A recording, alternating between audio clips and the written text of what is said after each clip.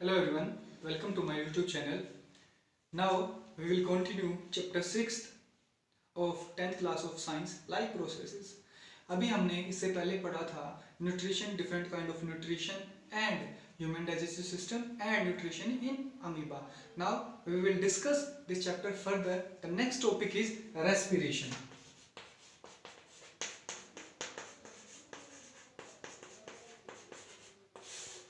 Respiration means breakdown of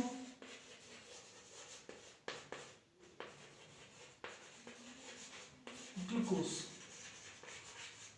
ठीक है. Further क्या होता है कि हम ब्रीथिंग में और रेस्पिरेशन में कंफ्यूज रहते हैं. What is breathing and what is respiration? So breathing is the intake of oxygen and outtake of CO2, but respiration is the breakdown of food in glucose. That is the respiration. So respiration is of three types. जो humans में या animals में respiration होता है, वैसे तो दो type का होता है, बट आपकी बुक में तीन टाइप से दिया गया है. वो टाइप्स क्या हैं? पहले हम दो टाइप पढ़ेंगे. First one is anaerobic. हम लेते हैं पहले aerobic. Aerobic respiration is the respiration which takes place in the presence of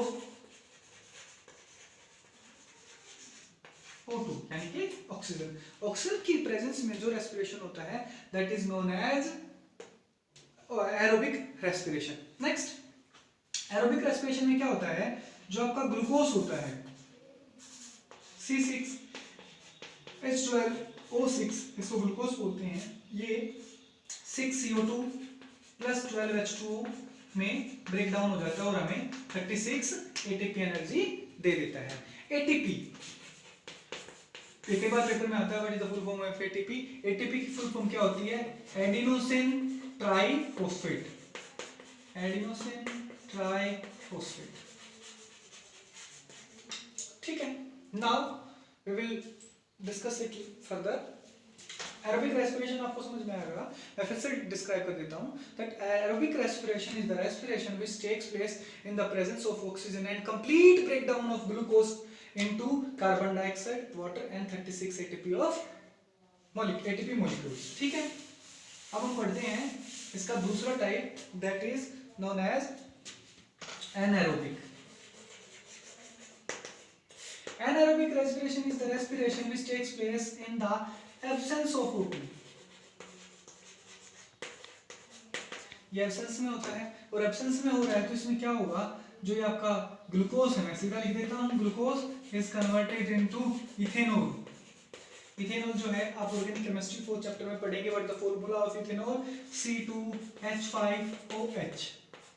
this is ethanol and CO2 and कुछ अमाउंट में एनर्जी भी रिलीज कर देता है. It takes place in yeast. So this is anaerobic respiration. The third one which is given in the book is in lack of oxygen.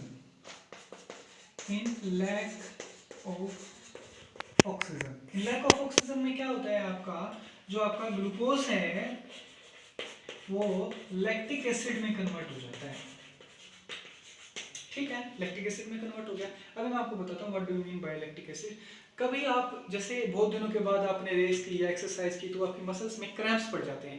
If you do push up तो आपकी chest में cramps पड़ गए हैं. आप अगर दौड़ के भाग के आए हैं तो आपकी जो ये पिंडियाँ होती हैं इनमें आपका जो है क्रैम्प्स पड़ गए हैं, या बॉडी के किसी पार्ट में क्रैम्प पड़ जाते हैं. वो क्रैम्प्स क्यों पड़ते हैं? वहाँ पे लैक ऑफ ऑक्सीजन हो जाती है और ग्लूकोज जो है वो पूरा कन्वर्ट नहीं होता किसमें? CO2 and water and energy में, to give you energy and your muscles to energy. But वो कन्वर्ट हो जाता है किसमें? लैक्टिक एसिड में. सो वो क्रैम्प्स आ जाते हैं. ठीक है. अब हम पढ़ेंगे respiration in humans.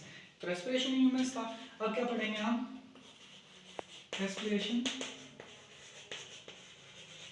Process. How does this respiration takes place? कि हमने बता तो दिया कि भाई ग्लूकोज जो है ऑक्सीजन की प्रेजेंस में ब्रेक डाउन हो तो उसको एरोबिक बोलते हैं. बट उस ऑक्सीजन को वहां तक लेके कैसे गए? What is that process? That process we will discuss it. हमें क्या करना है? That process is begin with air.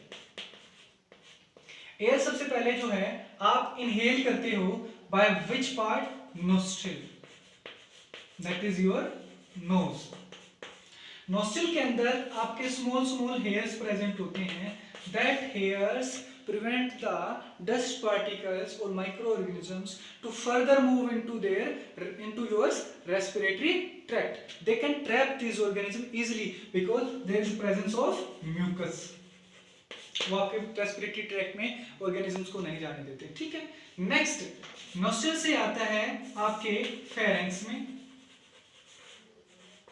Pharynx to larynx. Larynx is known as vocal cord और वॉइस बॉक्स। इसको क्या बोलते हैं? लैरिंक्स को वॉइस बॉक्स। लैरिंक्स से आता है आपके ट्रेकिया, ट्रेकिया से आता है ब्रोंकी, ब्रोंकी से ब्रोंकस, देन एल्वियोलाई। ये प्रोसेस है रेस्पिरेशन का, पहले एयर, फिर नोस्ट्रिल, फिर फेरेंक्स, फिर लैरिंक्स, फिर ट्रेकिया, फिर ब्रोंकी, फिर ब्रोंकस, फिर एल्वियोली, फिर ब्लड, फिर आपकी सेल। ठीक है, यहां पे भी मैंने बताया सेल, सेल के पास पहुंच चुकी है आपकी ऑक्सीजन, और सेल के पास क्या है? पहले से आपका ने क्या पहुंचा दिया ब्लड के थ्रू? डाइजेस्टिव सिस्टम में आपने देखा क्या पहुंचाया था? ग्लूकोज, प्रोटीन और मिनरल्स और फैट्स। अभी वहां पे जाके आपका एरोबिक, एनारोबिक और lack of respiration system start हो जाएगा। अभी एल्वियोली में क्या होता है, हम एल्वियोली को देखेंगे। What is alveoli? Alveoli is a balloon like structure, and this is alveoli. Alveoli is a balloon like structure. ये क्या है आपका? This is known as blood. ये कोई आपका सेल है। ठीक है, इसके अंदर क्या होता है? यहां से आपकी क्या आई? एयर, और एयर के अंदर आपने क्या लिया? सबसे ज्यादा O2।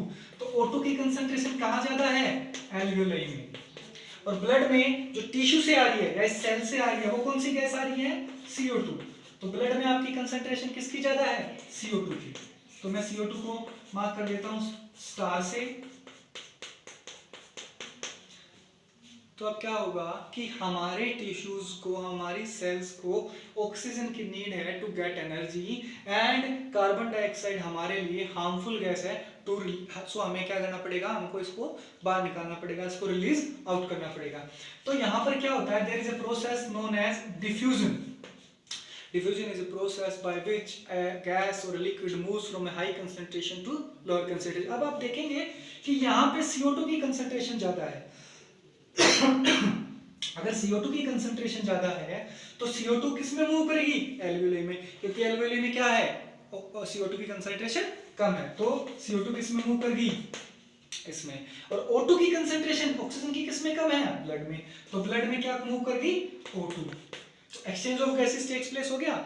इस प्रोसेस को क्या बोलते हैं? Exchange of gases. सो आपसे पूछ सकता है in humans where is exchange of gases takes place? This takes place in alveoli. This is the most important part of your alveoli. अब ऐसा ही आपसे एक क्वेश्चन वहां भी था, exchange of gases, exchange of gases कहां पर प्लांट्स में टेक्स प्लेस होता है? आपने जवाब देना है स्टोमेटा। क्लियर है मेरी बात? अब जो है हम इसको देखते हैं, जब ये एल्वियोली से आपके टिश्यू में आ जाता है, एल्वियोली से क्या हुआ? एल्वियोली से आ गया ब्लड में, ब्लड ने पहुंचा दिया सेल में। अब सेल के पास क्या है? ऑक्सीजन भी आ गई है, CO2 उसके पास थी, सॉरी CO2 नहीं, ग्लूकोज उसके पास था। अब ये ब्रेक डाउन होता है भाई, वो CO2 में कन्वर्ट होगा, H2 में एरोबिक होगा, एनारोबिक होगा, वो यहाँ पे डिपेंड करेगा। ठीक है, आपके पास लैक ऑक्सीजन हो गई तो एनारोबिक है, अगर ज्यादा ऑक्सीजन है, प्रॉपर अमाउंट में ऑक्सीजन है तो वो एरोबिक है, अगर बिल्कुल लैक में हो गई तो वो क्रैम्प्स पड़ जाएंगे और वो लैक्टिक एसिड में कन्वर्ट हो जाएगा। अब आपने अभी देखा होगा जो कोरोना वायरस चल रहा है, what is that virus is doing? वो आपके रेस्पिरेटरी ट्रैक्ट में आता है, और एल्वियोली जो है आपकी, दिस इज योर एल्वियोली, और एल्वियोली के ऊपर जो सीलिया होते हैं, this is alveoli, and alveoli के ऊपर सीलिया है, और दिस इज वायरस। ये वायरस क्या करता है, इन सीलियाज को यहाँ से धीरे धीरे धीरे धीरे करके ब्रेक डाउन करता है। ये सीलिया क्या करती हैं, मूवमेंट ऑफ गैसेस करती हैं, ठीक है। अब ये सीलियाज को ब्रेक कर देता है और सीलियाज को ब्रेक होने की वजह से, ये सीलियाज यहाँ से मैंने ब्रेक कर दी, अब इसके पास गैस मूव करने के लिए कुछ भी नहीं बचा है, तो ये सेल जो है ये आपस अपने आप क्या हो जाती है, डेड। अब एक वायरस ने ऐसा कर दिया कि आपकी जो सेल है उसको डेड कर दिया, तो लंग्स में ऐसे ही 1000 ऑफ एल्वियोलाई अगर डेड हो जाती हैं तो वहां पे क्या आ जाएगा, lack of respiration. Lack of respiration means lack of exchange of gases, हमें सांस लेने में दिक्कत होती है। सांस हम कहां से ले रहे हैं मेनली अगर हम देखते हैं तो दिस एल्वियोलाई, ठीक है। आई होप आपको रेस्पिरेशन समझ में आया होगा। हम नेक्स्ट चैप्टर में सर्कुलेटरी सिस्टम और हार्ट स्टार्ट करेंगे। Thank you so much. Please like my channel, subscribe and share the videos as much as possible. Thank you.